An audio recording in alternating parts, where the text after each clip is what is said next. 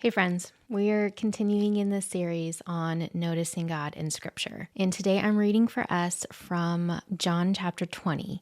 This is after Jesus resurrects from the dead. And there's a variety of things that I love about this passage of Scripture. But today we're specifically focusing on how Jesus was present there with Mary, but it took her a little bit to notice him there. Now, I feel like Mary deserves quite a bit of credit here because Jesus was resurrected from the dead. She went from a place of mourning. She went weeping to visit his tomb, and then he wasn't there.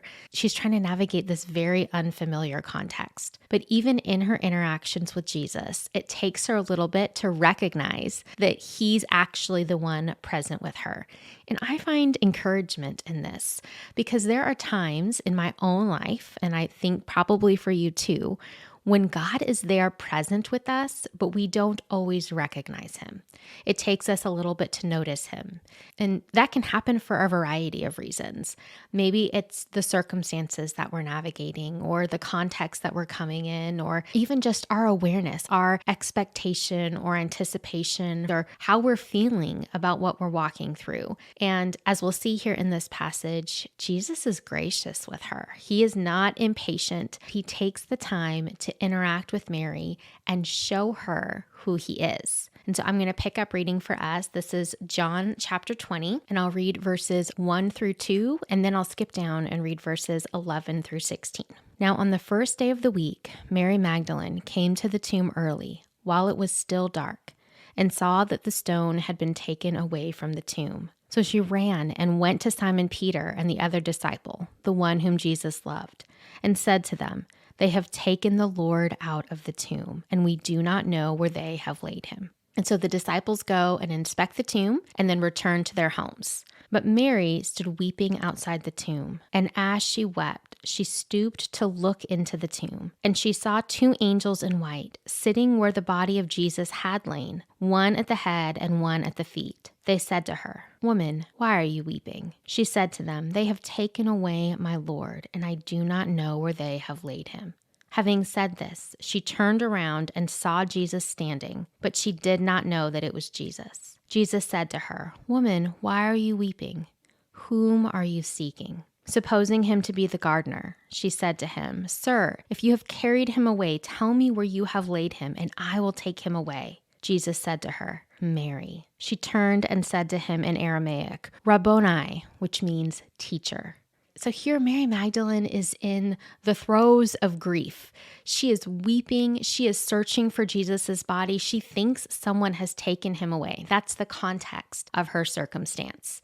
And even after interacting with the angels and then speaking with Jesus, she did not recognize that he was risen from the dead. But it's when he calls her name that she recognizes that it's Jesus resurrected. This part of the passage really jumped out at me today for a few different reasons. I think sometimes I can go into certain environments, contexts, circumstances, and just not anticipate Jesus to be there like I would in other circumstances.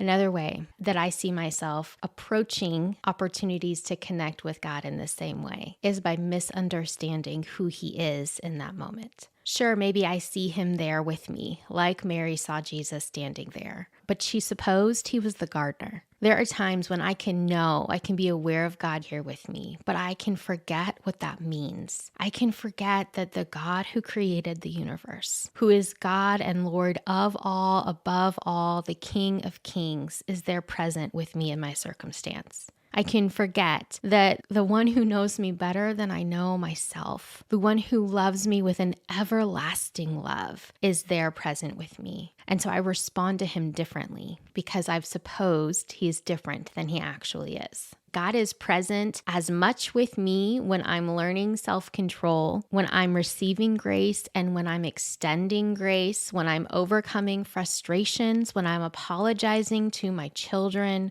when I'm cleaning my house, as he is when I'm sitting down with my Bible open. And God is always the same. I love that Jesus pulled back the blinders that were over Mary's eyes to help her see that it was him by calling her by name. A random gardener wouldn't have known her name, but Jesus knew her. And so today, our question for God is more of a request than a question for him to answer. But it's a request that he delights to respond to. And so we're going to ask him, God, please talk with me and show me that you know me. Maybe he'll call you by name. Maybe he'll bring to remembrance something that he's told you before, something that's personal between the two of you. Maybe he'll talk with you about a circumstance that you're in and show you how he is there with you. Ask God the question and linger for what he wants to tell you. God knows you too. God, please talk with me and show me that you know me. Have a good talk.